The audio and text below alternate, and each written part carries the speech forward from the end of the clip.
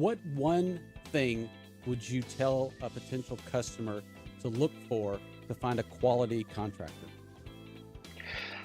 I would look for contractors that are concerned about how they're viewed in the marketplace.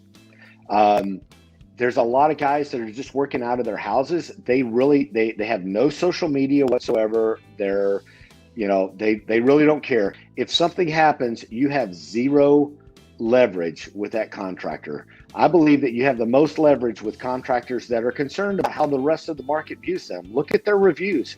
If they take pride in their reviews, they're going to take pride in the work that they do for you. If they don't have any reviews or their reviews don't look very good, they're not going to care. So I would just be looking for those kind of contractors that are concerned about how they're viewed in the market, because those are the ones that are going to do everything they can to make sure that you're happy with the work that's being done.